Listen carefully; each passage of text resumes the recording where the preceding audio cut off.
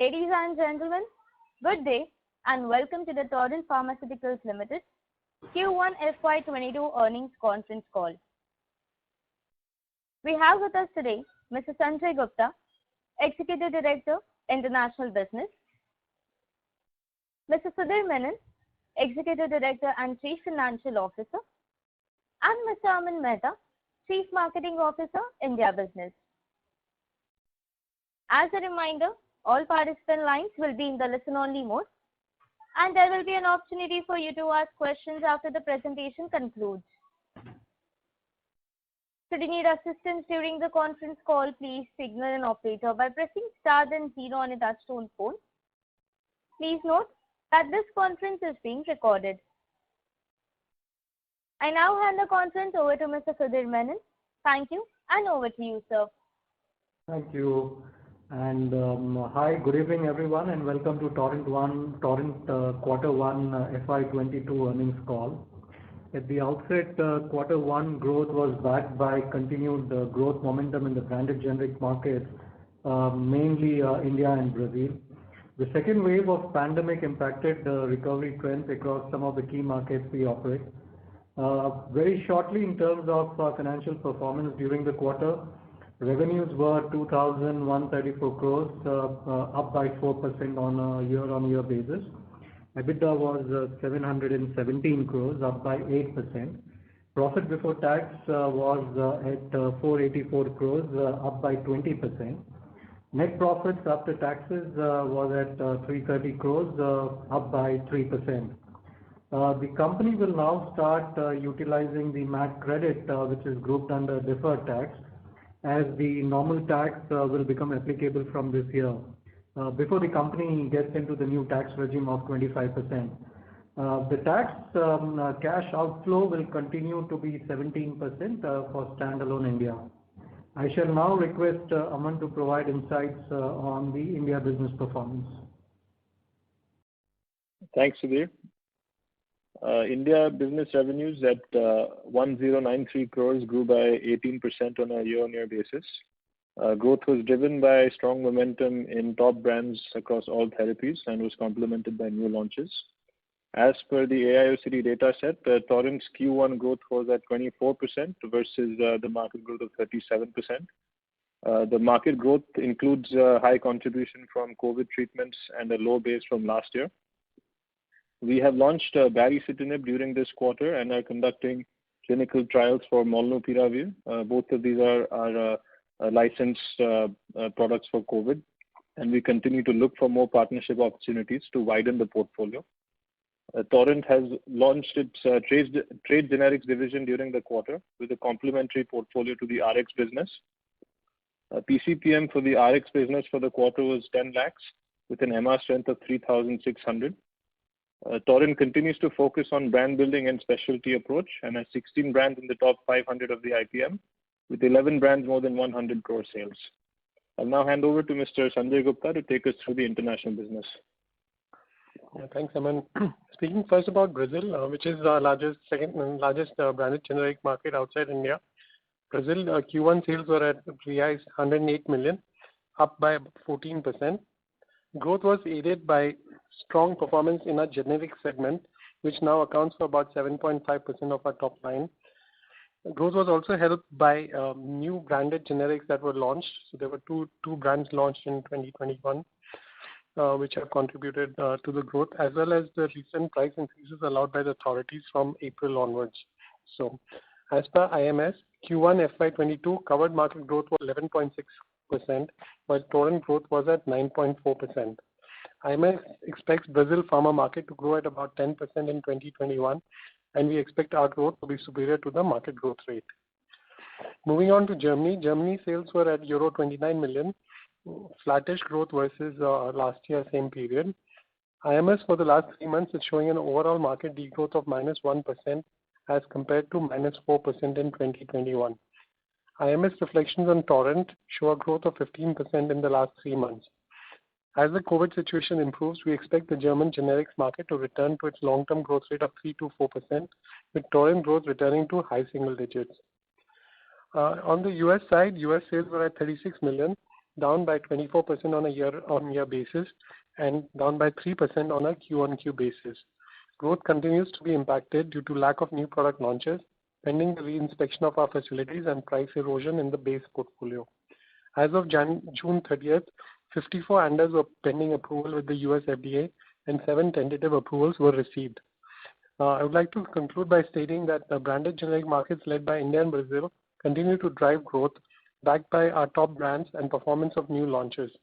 We will continue to focus on returning our German and US business back to growth and to further deepen our presence in all our core markets. Operator, we can open the call to questions, please. Thank you very much. We will now begin the question and answer session. Anyone who wishes to ask a question may press star and 1 on the touchtone telephone. If you wish to remove yourself from the question queue, you may press star and 2. Participants are requested to use handsets while asking a question. Ladies and gentlemen, we will wait for a moment while the question queue assembles.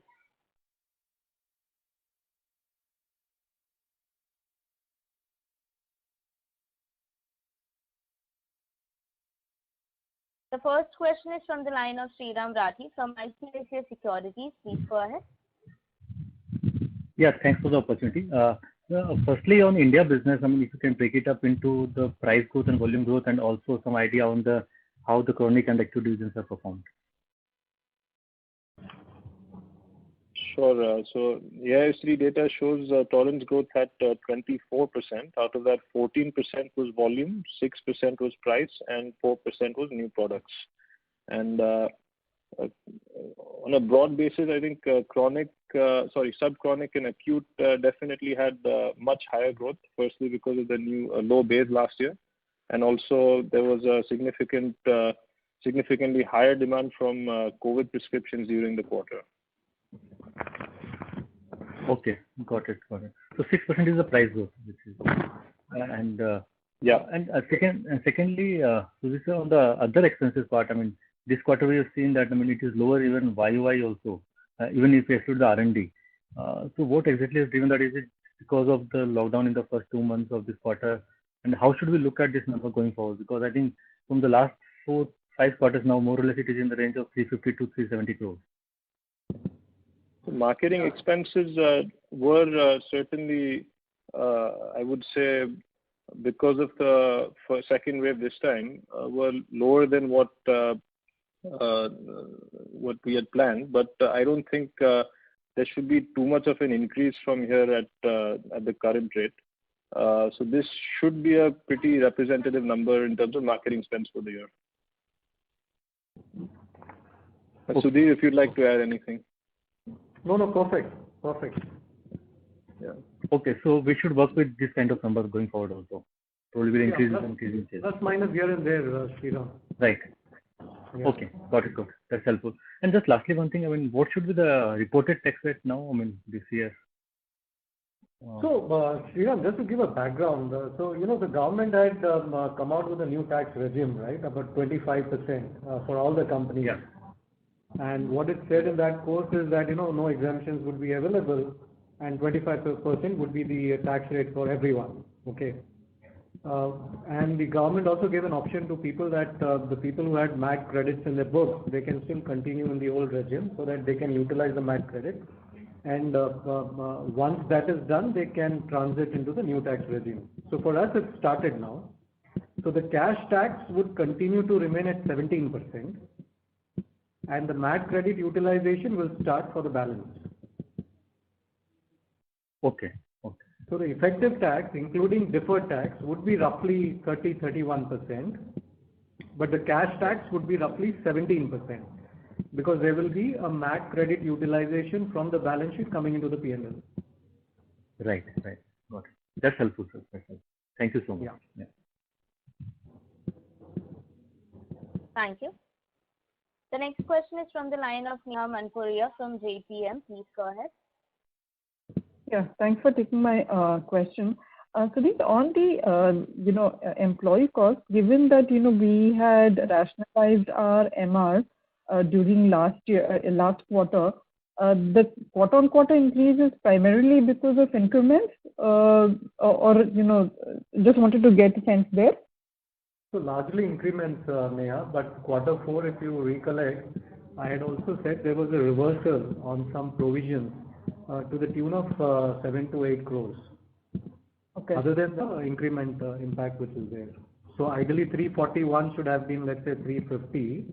Okay, understood. Yeah, plus the increment. Okay. And Sanjay, on Brazil, the quarter-on-quarter decline, on it was about 140 real, close to 110. Is this some inventory correction in the market, or if you could give some color on that? And second, on Germany, now that our quality issues have resolved, we were expecting normalization of sales, to happen, given most of Europe has pretty much opened up. Any reason why we are not being able to ramp it up to, the 30 plus million euro level that we were seeing before the quality issue? Sure.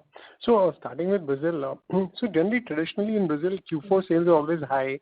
And the reason is that the distributors speculate on price increases which take place on the 1st of April. So it works pretty much the same way every year. So there is usually on Q1Q a precipitous drop in Q1 versus Q4, which is normal. So I don't see anything unusual here. We decide on the level of inventories we want to keep in the channel at the end of March, and it does go up. And then by the end of June, it comes back to a normal level. So Neha, the appropriate comparison would be year on year, not quarter on quarter for Brazil, because of this phenomena. For Germany, there are a few things here. I would have liked to see a higher level of sales. So what is holding us back from that 30 plus level? Firstly, it is the overall market. Last 3 months, we've seen the market go down by -1% again. I was expecting it to return to growth, but the second wave kind of impacted it in March, April, May, and we had a lower market rate. Secondly, what has happened is we have about 10 to 12% of our business in the OTC space, which has suffered disproportionately because the sales of this business has actually declined. So that has had an impact. What I can say is going forward, our internal issues are resolved. And as the market, I would expect it to come back, to the traditional 3 to 4% range. And then for us to be in the high single digits, 7 to 9% range before the end of the year. So hopefully in the next few quarters, we'll be able to show you numbers in that range. But Sanjay, just to add to what you said, the OTC impact is because of the lockdown, right? So quarter two should be better.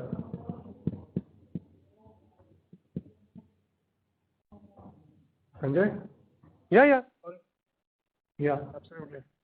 Okay, understood. Thank you so much. Thank you. The next question is from the line of Angelo Bell, an individual investor. Please go ahead. Yeah, I thank you for this opportunity. I just wanted to have a quick overview of the company, that how is it with regards to the US pricing? Is the pricing pressure returning? And if so, what are the steps, or how does Torrent Pharma foresee it? Thank you. So on the US side, the number one cause of declining sales has been the pricing pressure that we've been facing. And the pricing, essentially, we face it full blast because we have a relatively mature portfolio. We have not had much launches since March of 2019 when the FDA issues started. So on the mature portfolio, how it works is that there are new competitors that emerge every few months, and then they make competitive bids to your customers, and there's a pricing impact. So I would say that for Torrent, we've been seeing high single-digit pricing impact across our portfolio on an annualized basis.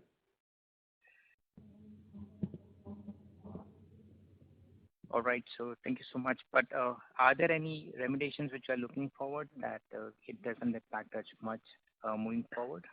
Are we looking? So generally, the way to counter the pricing impact is to have new product launches, which is like the oxygen of the US generics market and of the players. Unfortunately, we seem to be a bit, let's say, jammed up on that front. So, but last few years we've continued to file. So in 18-19, I think we filed about 20 NDAs, in 19-20 about 12, and 20-21 about 12.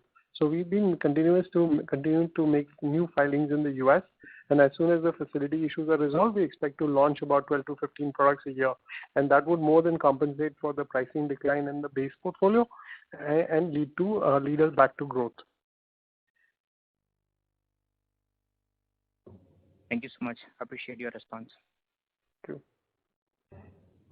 Thank you. The next question is from the line of Prakash Agarwal from Axis Capital. Please go ahead. Yeah, hi. Thanks for the opportunity. Good evening. Just missed on the opening remarks on the India outlook as well as gross margin and EBITDA margin outlook. I mean, while India growth is very strong, but gross margins are tad lower. If you could explain that and the outlook as well. Yeah. So I'll first take the gross margin question, Prakash. So basically, although the India contribution is higher, there are 2-3 impacts which have happened this quarter versus quarter of last year. So one is the export benefit income not being there this quarter versus same quarter previous year. That impact is, I would say, 0.25 kind of a number.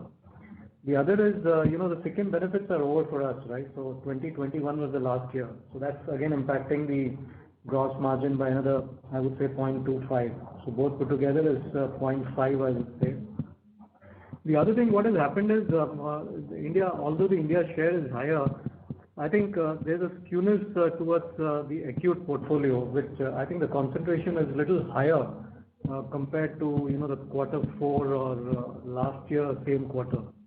And that has caused a drop in the gross margin, I would say. So it's basically the product mix which is driving, which anyway should come back in the next quarter, I believe. Okay. So and the outlook on the India business, sir? Yeah, so if we look at the June data at 14%, that was practically with the lowest COVID cases across the country. So April, May had a high growth and June was significantly lower.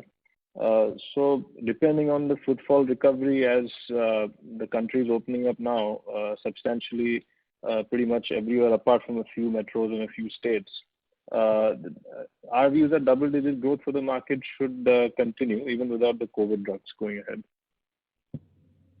Okay. And do you think your entry now with the COVID drugs, Molnupiravir and the first one, and you were expected to disclose one more, so is there any color to that? And do you think these products have a long runway of growth, or these are like getting prepared for if at all there's a third wave? How do you think about this pipeline that you are building? Yeah, it would be more for if at all the future wave. That would be where these products would be prescribed the most. It would not be a long-term prescription. Okay. And for the long term, in terms of new introductions after DAPA, are there any new introductions around nutrition or preventive health care or any other segment which will drive future growth? So, CNS, we've had a few launches. One from last quarter has done well so far, Brivaracetam. So that market is picking up quite well. We've also launched a Perampanel, which is another anti-epileptic. So CNS has seen a good traction, I would say, of new launches. Apart from that, Baricitinib was already launched this quarter as well. So I think this Q1 we had about 4 new products. We're looking at a few nutritional extensions in the coming quarters as well. And then the next wave of launches will be after the patent expirations next year. Large launches, I would say. Okay, understood. And on exports, I see that Brazil currency after long has reversed. We are still near industry growth. So when do we start seeing the higher growth in Brazil? Given we just mentioned that 10% industry growth, and we expect to outperform that. Plus, there will be the currency tailwind which should start, or that is unlikely. So the currency tailwind is, from what we have seen of the economic forecast done by various banks, etc., it seems to be unlikely. So the country seems to be fairly stable this year. They're forecasting a GDP growth of about 6%, and next year I've seen figures in the 3% range. So in terms of inflation also, things are pretty stable. So all in all, I don't expect the currency to devalue substantially. In terms of growth, I think you will see that growth will come from three or four things. One is as we had discussed that we are investing in our generics business. So we hired, last year we had 7 additional people. We'll be hiring some more people this year to push the generics business, and that has grown quite handsomely, and that will continue to grow as we launch more products. The second thing is we benefited from the price increase that took place this year on time on April the 1st. So the price increase that was authorized for, it's by category of products, but for the most competitive products, the government authorized a 10% price increase. So that will benefit us as many of our products fall into that category. And then thirdly, we have new launches which are on the calendar. So last year we launched 2 new products. One was mirtazapine and the second was bisoprolol. Mirtazapine is already showing a double-digit share in prescriptions and volume. And bisoprolol is mid-single digit, but the goal is to reach double digits soon. And then this fiscal year, we would launch about 5 products. Some of them are quite major products, and so they would help push that growth rate much above the market growth rates. That is our expectation. Okay, thank you for the detailed answer. And one question on growth expectations. So we have seen India reviving quite a bit. We have seen Brazil reviving now. Germany, you had a couple of quarters back. So when do we start seeing double-digit growth? Because US is something which is pulling down our double-digit growth, both in terms of top line and EBITDA growth. So when do we see that coming through? Well, unfortunately, Prakash, we have no position to give any guidance on the US. And the main problem there is the FDA. When do they start traveling to India? When do they inspect the plants and start approving our new products?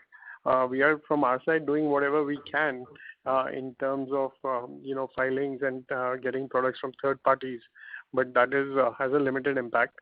Last year we launched only 2 new products which are both manufactured at third parties.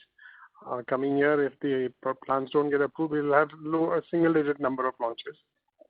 So, Prakash, I'll give you 2 data points actually, or rather 1 data point. So this quarter, the US impact on the overall growth is around 7%, right? I mean, because last year, quarter 1 was roughly 47 million, and which came down to a base of 36 in quarter 4 this year, right? And that's something which we are maintaining. So assuming, let's say, quarter 3, come quarter 3, the 7% impact should not be there, because we are maintaining the same base of 36, 37, right?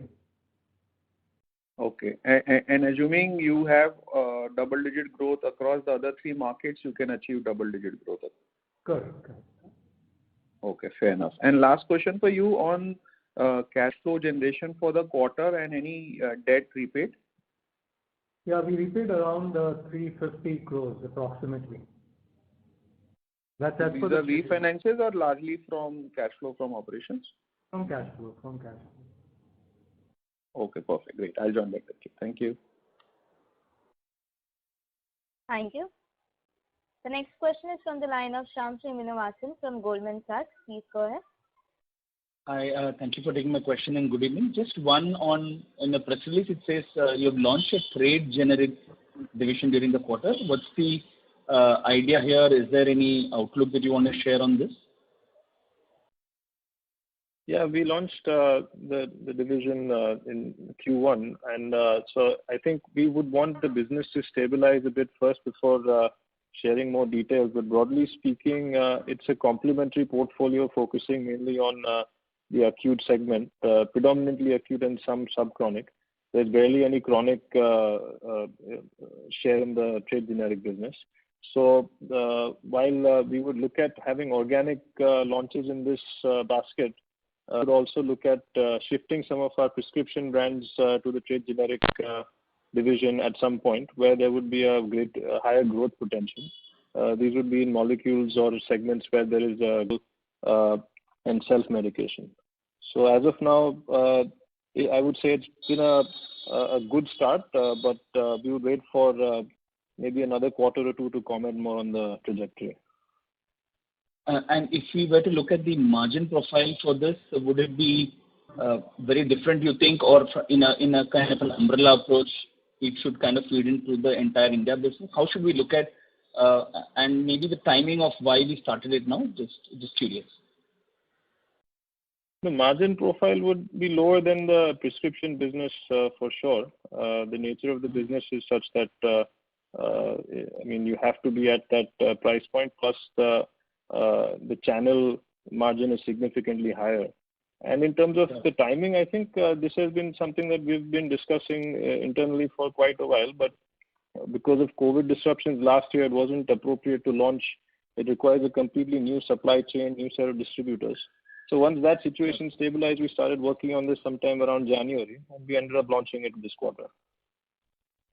Got it. Thank you. And second question just is on the updates of the US from the Levittown facility about some of the oral liquids. Have we done anything yet, or is it not material enough for us to see in the numbers? I remember we had a 12 million annual target to kind of get back.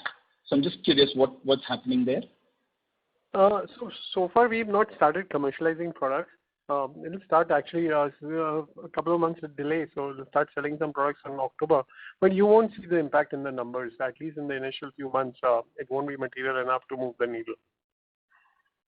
So you're saying it should be a more fiscal 23 where Correct. We will likely see the impact of all these oral liquid launches. Okay. Correct. Okay. And the last question is on sartans. Are we now back?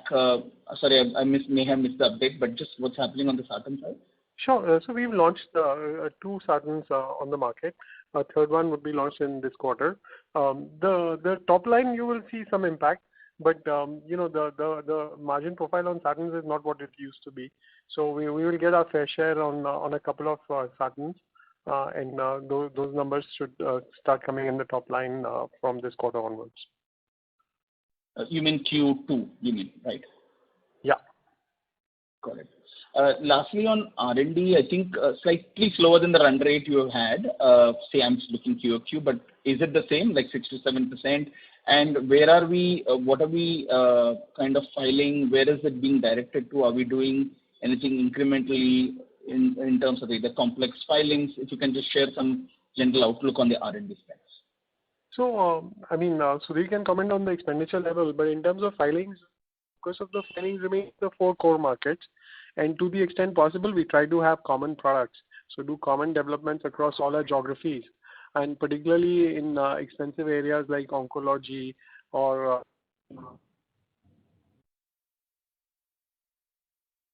changes the risk profile of the portfolio, right? If you can leverage your R&D investments across multiple geographies. So our focus is on that. For the US, we do products which are, I would say, generally complex products. So we stopped doing, or we do a very low single-digit number of simple vanilla oral solids, and generally we are doing products which require a little bit higher level of investment, a higher level of risk, and overall the number of ANDAs would be in the 10 to 12 range.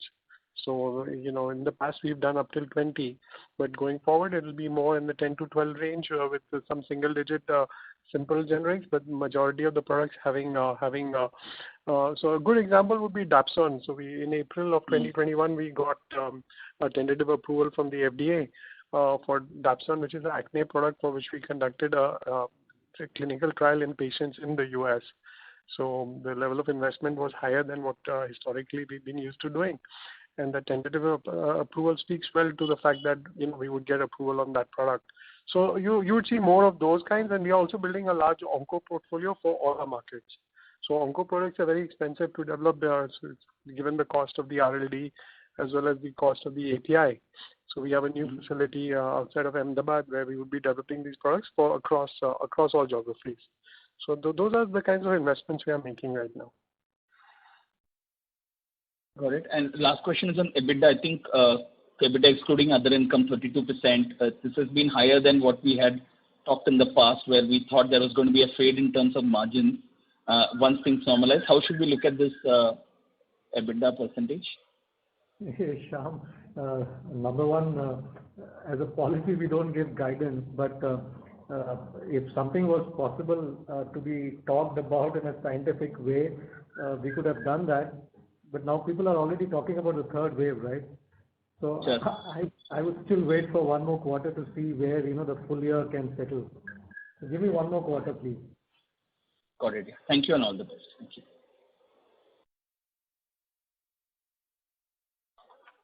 Thank you. The next question is from the line of Nitin Agarwal from JM Capital. Please go ahead. Thanks for taking my question. Aman, just coming back to the trade generic business that we initiated, I mean, it's quite in contrast to our general philosophy of high gross margin businesses. So what is the landscape prompted you or has been prompting you in the past to look at this piece of business going forward in India? No, I think earlier we had, a lot going on, I would say, over the last 5 years in terms of integration of businesses and mergers for portfolios. So I think we consciously stayed away from entering this segment. And it's also reached, I would say, a level where it can add meaningfully to our portfolio now. The size is, I would say, much greater than it was probably 5 years back. And anyway, our acute portfolio in the RX business is not very significant. So this gives us an opportunity to partake in the acute segment as well. So that's the idea, is to expand our overall market and market share and portfolio across TGX, trade generics plus branded generics. So this is largely going to be around the acute portfolio, or acute segment, our trade generic business. Yeah. There's barely any chronic sales in this segment because substitution is not very high, or even retail recommendation for chronic products is not very high. So this is most conducive for acute and subchronic. Okay. And at what stage do you see it becoming meaningful for our overall India business? I would say probably after the first year of launch, so maybe 4 quarters, 3-4 quarters from now. Within the near term, so right now we've launched with the first phase of the portfolio. That's about 50-60 SKUs, but that's a long way to go for us to add more products here. So anything between about 3-4% of our total India business contribution is what we can look at as a reasonable target in the near term. And then at some point later, we can see how it's progressing. But I would say that would be an immediate target to have. Got it. Thanks. And secondly, on the US business, so whenever the US business sort of starts all over again, in the sense of new product launches coming through, we are about $150 million run rate, give or take, right now on the business. And the dynamics in the US business, especially the oral side, have changed very meaningfully over the last 3-4 years. So realistically speaking, where do we see this business really heading to in terms of size over a period of time, into the next 3 to 4 to 5 years, based upon investments that we're making and what you see in the market? So in terms of the business, right, we are very small in the US. So essentially, I would say that our business is now doing about 35-36 million a quarter. From these levels, I don't expect further declines. I would expect it to be more or less around these numbers in the quarters ahead, and then new launches would contribute meaningfully to moving the needle upstairs. Medium term, given that it's a $50 billion market, to do $500 million in US revenue is not something which is outside the realm of possibility, and it's something that we are planning for. And then we continue to work in terms of filing. So, after we get through this FDA barrier that we are currently stuck in, we should be able to return to growth with around 10 to 15 ANDAs and new approvals and launches each year. Right. And secondly, in the annual report, there is a fair bit of mention of our innovation R&D efforts. So these efforts are largely targeted towards domestic launches, or there is some possibility of some meaningful launches in the export market also from that vehicle? So in the US, we're building a small portfolio of 505(b)(2)s. Currently, we have 3, and we aim to add 1 to 2 every year. So that's where we are going. So eventually, at some point in time, we will have a small promotional activity in the US. We are doing this in partnership, which has a lot more experience in marketing branded products in the US. So that's the approach. And for India, Aman is doing incremental innovation also. And I think there are a few products on the market. So Aman, you might like to speak about it. For the NDDS, you mean? Yeah. Yeah, that's our tapentadol nasal spray, which has been launched a few months back. And essentially, this is the first of its kind nasal spray for severe pain, where there is a post-operative pain, where there's no other alternate. So right now, it's only for use in hospitalized cases. So the market itself is not very large, but the product is, received very well so far. So we hope to capitalize on this launch. And for the last one, Sudhir, this MAT credit utilization, over what period do we see our existing getting utilized and then going back to the 25% tax rate for domestic business? Nitin, I think between 4 to 5 years. So for the next 4 to 5 years, we'll be at the 31% reported tax rate. Oh yes, including the deferred tax. But as I said, cash tax is only going to be 17%. Yeah, but on a reported basis, 31% for the next 4 to 5 years. Yes. Okay. And because a bulk of our profits are all sitting out of the India subsidiary itself. Yes. Got it. Okay. Thank you. Thank you. The next question is from the line of Abdul Qadir Puranwala from Anand Rathi. Please go ahead. Hi. Thank you for the opportunity. Just one question from my end.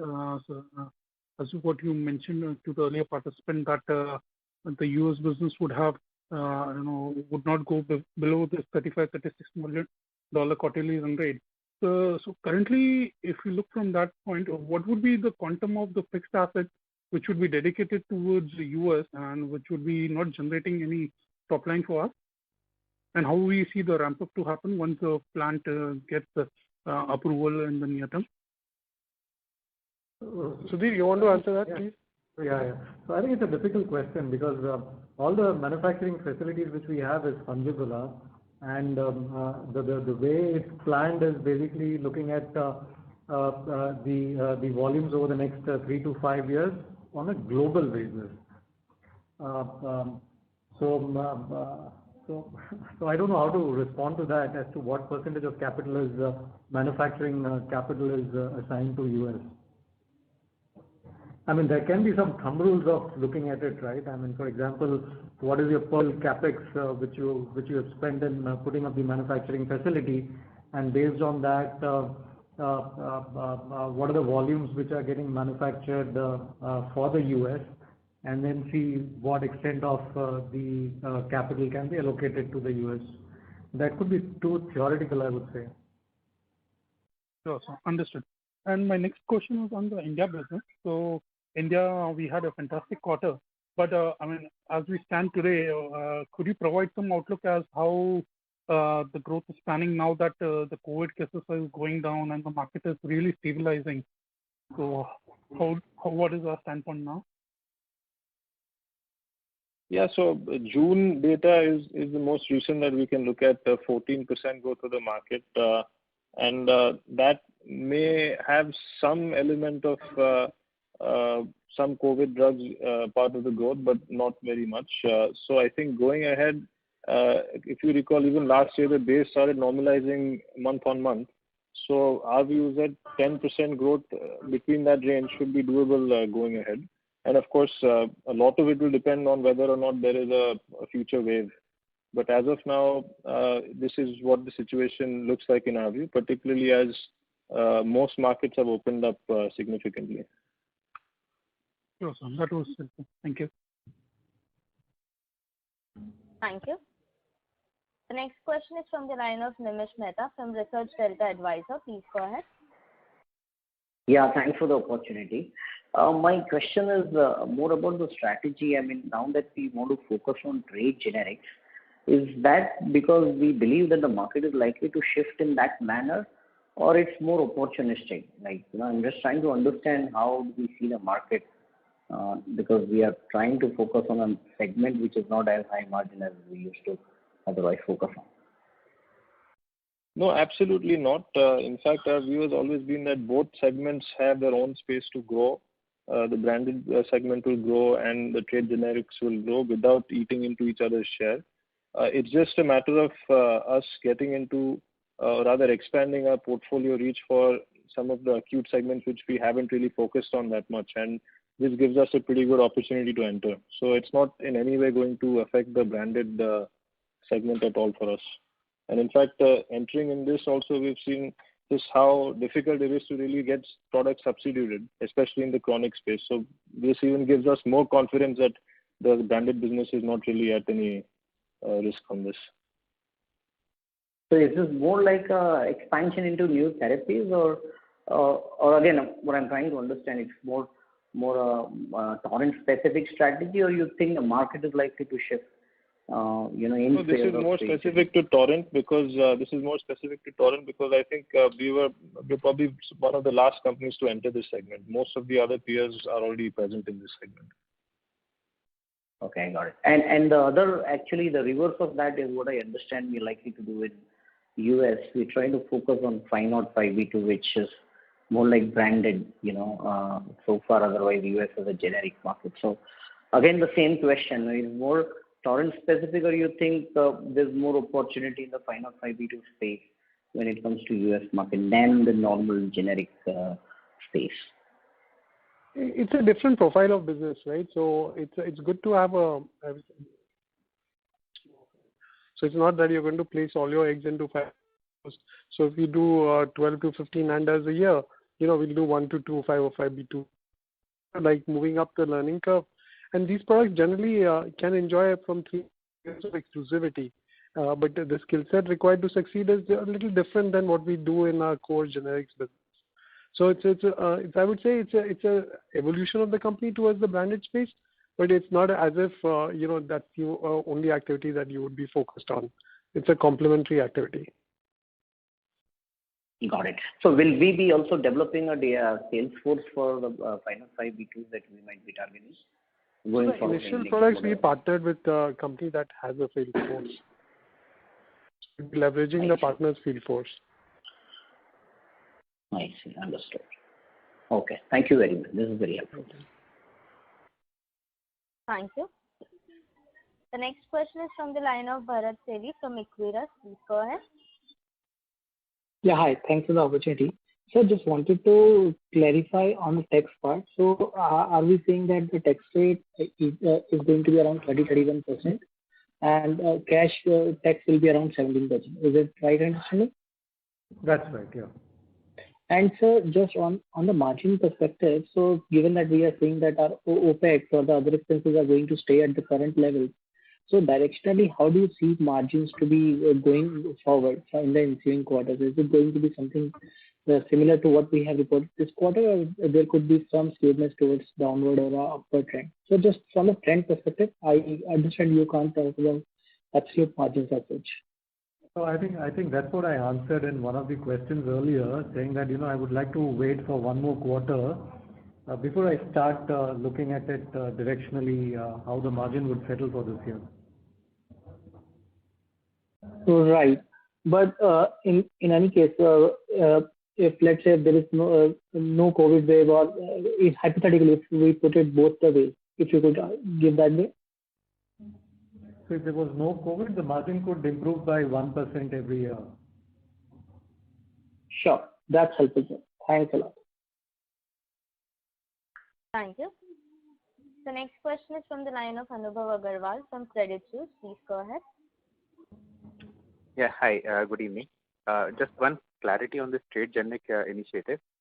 What kind of, can you just talk about what kind of investments this would require roughly? I'm not looking for exact number, but if you can just walk me through. And the reason I'm asking this question in context that there is always an overhang on this segment because the channel margins are so high, and the government can clamp down on the margins at any point of time. So that's the context I'm asking, that what resources are you devoting when you're starting this business? And have you taken a call that such a clamp down from government is not going to come in, and that's why now is the right time to start this? So the initial investment while entering this business, so there are two ways one can enter. One is by having a large field force attending to retailers, ensuring distribution. And the second is just going to the distributors who then manage the last mile delivery. So that's what we have gone for right now. So we don't really have a large field force to begin with. We've got about 20, 25 reps across India who are responsible for this business. So if the business reaches a size large enough to handle a larger field force at some point, that's when probably there could be some synergy benefit of having our own field force so that the distribution margin can be cut down. But as of now, that's not the case, and we think this will sustain for at least the next 1 or 2 years, and then we can see later on how to take it up forward. And the products, are you manufacturing it, or these are mostly contract manufactured products? I would think mostly contract manufactured. Okay, sure. Thank you. Thank you. Ladies and gentlemen, to ask a question, please press star and 1 now.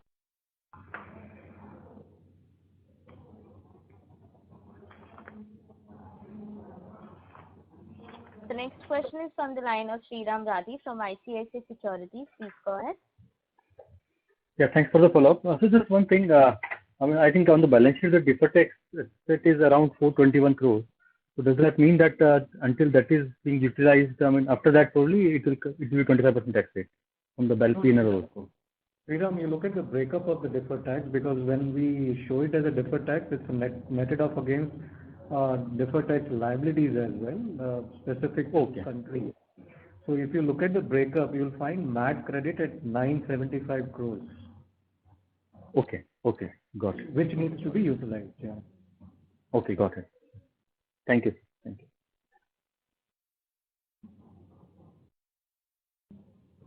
Thank you. The next question is from the line of Nishant Kothari from Pictet. Please go ahead. Yeah, hi, this is Prashant from Pictet. My question is again on trade generics front. Do you see this kind of as happening across companies now, where each company, wherever they are not present, try to launch with trade generic segments in order to capture that market, and the outcome of that would be that there is a generic kind of a price deflation which happens in the industry as more kind of companies try to grow their trade generics business, and obviously some focus moves away from the branded part. So I would not be able to comment on what competition is looking into, but broadly speaking, this is a completely contrasting portfolio. So there is no real overlap where this situation can happen, where pricing can be under pressure for the branded business or branded products. The whole distribution channel is also completely separate for trade generics. So there is practically no scope of conflict on that front. So and that's how this seemed to be an opportunity for us to launch these new products, especially in the acute space, where we felt there was a significant gap in our portfolio, and that's how we continue to build on this as well. Okay. No, it is just that the overlap might not be with your portfolio, but it will surely be overlapping with other companies' portfolio. And as customers move from that branded product to your trade generic product, there is a price deflation which happens for the customers. And if everybody starts doing the same as what you are doing, then there will be an overall price deflation in the market. Overall kind of So just to clarify on that one, there is a very specific segment of therapies where trade generics has a higher share. Most therapies, trade generics is not significant in terms of market share. So it should not affect the overall market, even if more people enter this space, more brands enter this space. That segment has always been this competitive in the trade generic segment, and most of the other, particularly chronic segment, should not see any impact from this. Okay. And secondly, maybe a bit unrelated to the earnings here, but what are your thoughts on the consolidation of the distribution channel? Is it something which could be meaningful, eventful in the years to come by? Consolidation of distribution channel in India, you're referring, or? Yeah, India only, yeah. If you could be a bit more specific about anything. There are companies like Pharmacy who are trying to consolidate on the distributor side. Is it something which is already meaningful or could become meaningful? And are there other kind of players out there who could be doing the same, and thereby kind of reducing the bargaining power of pharma companies like yourself? No, as of now, we've not seen any impact, and we don't really have any direct selling to e-pharmacies. So that impact should not be there in our view. All right. Okay. Thank you. Thank you. Participants who wishes to ask a question, please press star and 1.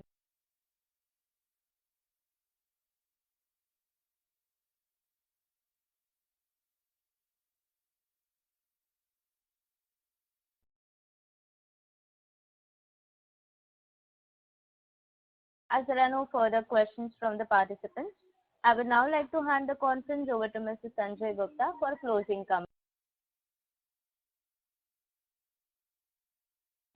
Yeah, I think we can conclude the call here. Thank you for participating, and we remain available to answer any further questions. Thank you and good night. Bye-bye. Thank you. On behalf of Torrent Pharma Limited, that concludes this conference. Thank you for joining us, and you may now disconnect your lines.